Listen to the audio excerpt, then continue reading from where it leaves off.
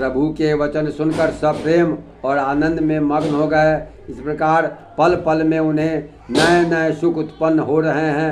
फिर उन लोगों ने कौशल्या जी के चरणों में मस्तक नवाए। कौशल्या जी ने हर्षित होकर आशीष दी और कहा, तुम मुझे रघुनाथ के समान प्यारे हो। आनंद कंद श्री राम जी अपने महल को चले। आकाश फूलों की वृष्टि से छा गया। नगर के स्त्री पुरुषों के समूह अटारियों पर चढ़कर उनके दर्शन कर रहे हैं। सोने के कलशों को विचित्र रीति से मणि रत्न आदि से अलंकृत कर और सजाकर सब लोगों ने अपने अपने दरवाजों पर रख लिया। सब लोगों ने मंगल के लिए बंधनवार ध्वजा और पताकाएं लगाई। सारी गलियां सुगंधित द्रव्यों से सिंचाई गई। गज मुक्ताओं से रचकर बहुत सी चौकें पुराई गई। अनेकों प्रकार के सुंदर मंगल साध सजाए गए और हर्षपूर्वक नगरी में बहुत से डंके बजने लगे।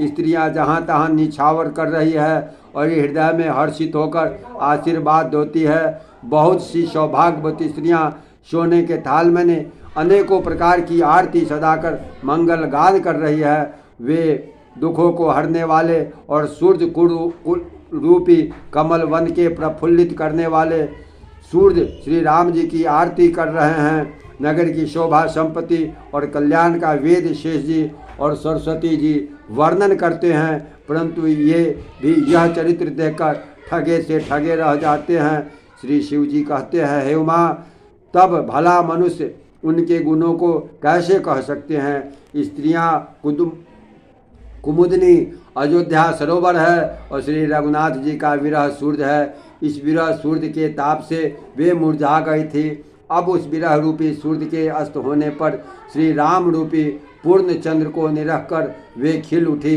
अनेक प्रकार के शुभ शगुन हो रहे हैं। आकाश में नगाड़े बज रहे हैं। नगर के पुरुषों और स्त्रियों को दर्शनार्थ द्वारा कृतार्थ करके भगवान श्री रामचंद्र जी महल को चले। शिव जी कहते हैं, हे भवानी, प्रभु ने जान लिया माता कैकेयी लज्जित हो गई, इसलिए वे पहले उन्हीं महल को गए और उन्हें समझा बुझाकर बहुत सुख दिया। फिर श्री हरि ने अपने महल को गमन किया। जय श्री